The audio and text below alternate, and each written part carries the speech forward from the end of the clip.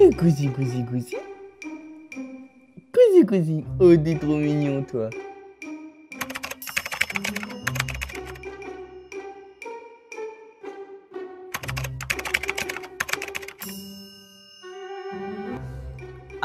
Ah! Salut jeune aquariophile, tu sais pourquoi tu es là? Je vais te faire découvrir le monde fantastique des Pokémon. Un jour je serai le meilleur dresseur. Ah non, c'est pas dans cette vidéo et c'est pas dans cet univers. Mais aujourd'hui, on va vraiment parler d'un sujet très intéressant, le récifal. Je vais te donner 5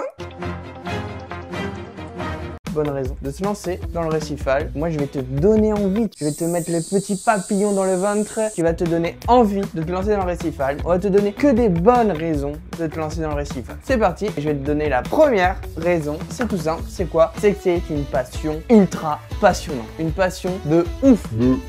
Tu en apprends tous les jours. Ton cerveau, c'est une encyclopédie et que tu as des pages blanches dans ton cerveau. Fais du récifal, tu vas apprendre énormément de choses, pas que sur ton aquarium, sur le milieu marin.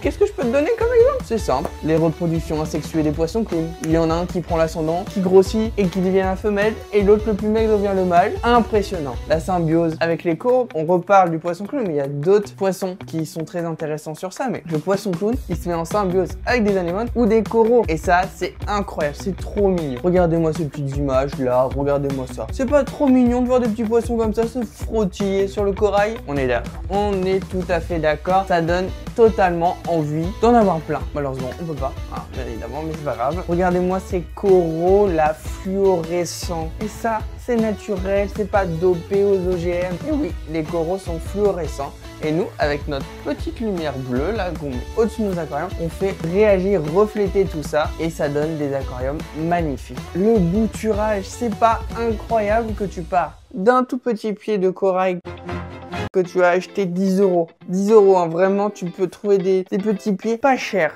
Une bouture, 10 € et tu te retrouves au bout de plusieurs années avec un gros pied mère qui peut te faire plein de boutures et tu peux échanger avec d'autres personnes passionnées par cette passion et ça te crée des amitiés, des contacts et c'est super impressionnant comment ça rassemble une passion. Deuxième raison que je vais te donner, c'est une collection. Sincèrement, les coraux, c'est une collection.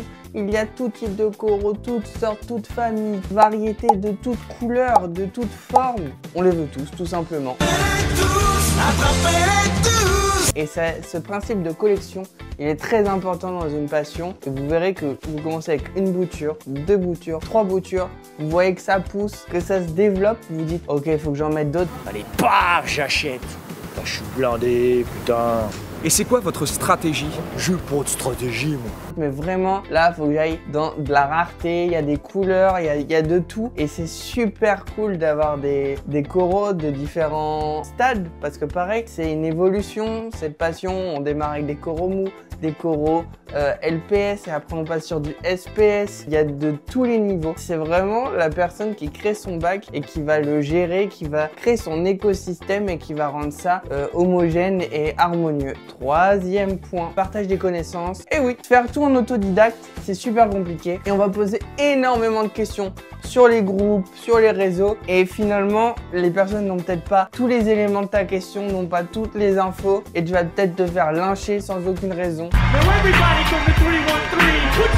Sans comprendre pourquoi tu te fais lyncher. Alors, tu te trouves un petit mentor, une personne très passionnée qui a de très bons conseils. De toute façon, l'aquarium, c'est une vitrine. Si t'as un mec qui te donne des conseils alors qu'il a des coraux mal en point, il comprend rien à cette passion, tu l'écoutes pas, tu fais profil bas, tu le casses. Par contre, si tu trouves un mec qui a des coraux magnifiques, c'est ce que tu veux faire dans ton bac, peu importe que ça soit du mou, du LPS ou du SPS, tu l'écoutes, tu suis sa méthode et après, tout roulera. D'ailleurs, je vais te donner des chaînes YouTube à suivre qui vont t'apprendre le récifal. C'est cadeau, c'est pour moi. De 1, la personne qui est le plus en place dans ce milieu, qui fait je sais pas combien de vidéos, Monsieur Récif Captif. Ces vidéos sont très techniques. On va dire que c'est plutôt des cours, ça va t'apprendre les bases du récifal. Deuxième personne, Toupette, s'il a créé une Reef School. Je sais pas si tu connais, si tu as pris un abonnement à ça. Moi, je l'ai pris personnellement, même si j'avais déjà les bases. Et sincèrement, c'est super cool. Donc, n'hésite pas à regarder ça, surtout qu'il vient de parler qu'il va faire une deuxième saison de Riff School. Bon, c'est une formation payante, mais sincèrement, toi qui es dans le récifal, qui a peur de te mouiller niveau argent, et même qui a conscience que c'est des animaux et qu'il faut faire attention, je te conseille de prendre cette formation-là. C'est des petites vidéos où tu apprends les bases et c'est super cool. Donc, n'hésite pas à regarder. C'est l'une des plus grosses chaînes francophones sur les animaux, donc n'hésite pas à aller voir. Et troisième personne, c'est Récifatome. C'est un magasin spécialisé dans le récifal où les mecs, c'est des machines. Et du coup, ces personnes-là, ils vont vous faire des vidéos où ils montrent ce qu'il y a en magasin. Ils vont vous montrer quand ils partent dans d'autres pays, sélectionner leurs coraux. Et aussi, ils font des vidéos courtes avec les familles de coraux. Ou par exemple, ils vont vous montrer du colastrea, ils vont vous montrer de l'échinophilia, ils vont parler de coraux et ils vont vous dire à quel endroit faut les mettre par rapport au par au niveau de la lumière. Ils vont vous dire que c'est des coraux plutôt résistants, plutôt pour les débutants, plutôt pour les personnes intermédiaires expérimentées. Et c'est des vidéos super sympas. De toute façon, les chaînes YouTube, si je peux les mettre en description, mais je suis pas sûr, mais si je peux les mettre en description, je les mettrai. Mais sinon, je le dis oralement. Donc numéro 1, Monsieur Récif Captif. Numéro 2, Toupette. Et numéro 3, Récifatome. Après, il y en a plein. Il y a plein de personnes passionnées comme moi qui font des vidéos. La première personne qui me vient en tête, c'est Riff Vic. Et il y en a plein d'autres. Riff Bellon, Fencé. Il y a plein de chaînes YouTube à suivre. Mais le plus important, c'est de me suivre moi.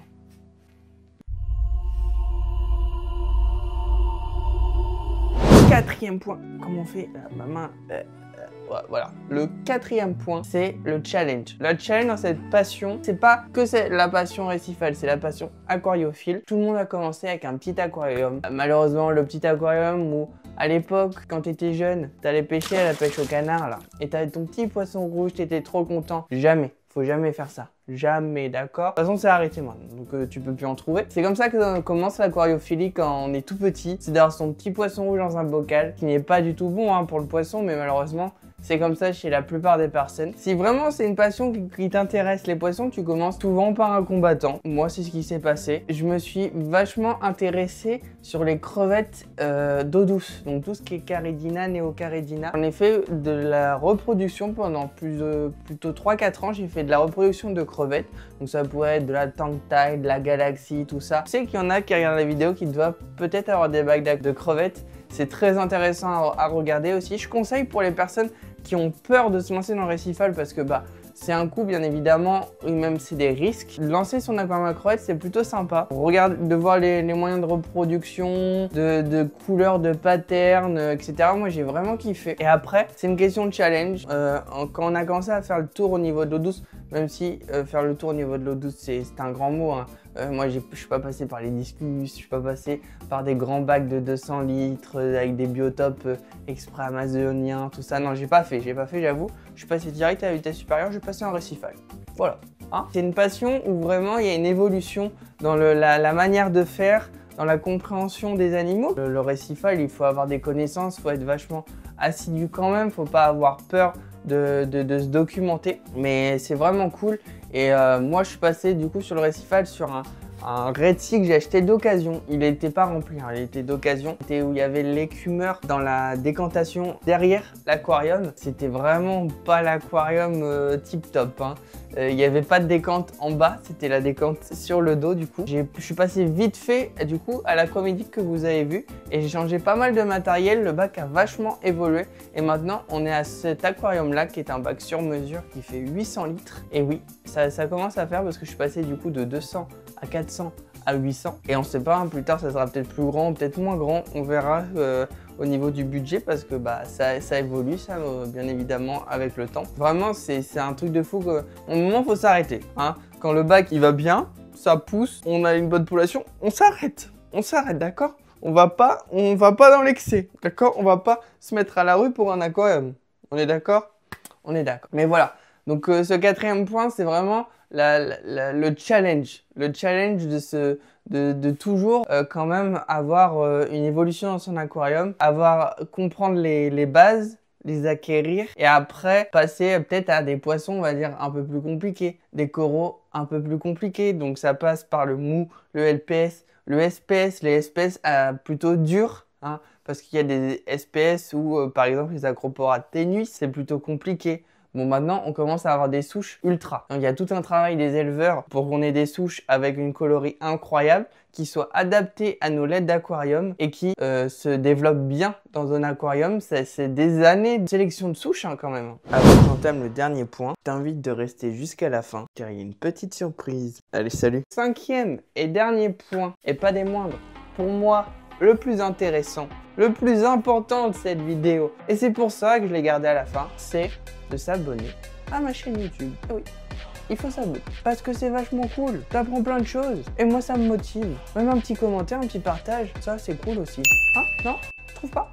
Et même activer la petite cloche et booster mes vidéos. Allez, fais pas ton radar, s'il te plaît. Non, en vrai c'est super important. Le soutien que vous m'apportez dans mes vidéos, ça me motive encore plus. C'est vrai que là je reviens d'une longue pause, mais là c'est parti, je suis motivé, je fais des vidéos, mon bac va super bien, ça pousse à foison. C'est super agréable d'avoir un aquarium qui roule. Donc voilà, fais pas ton rat et abonne-toi. Je bougerai pas. Hein.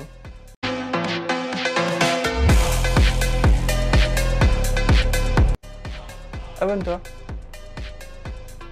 Abonne-toi.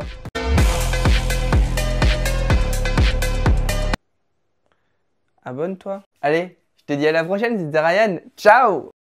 Na festa do fim de semana.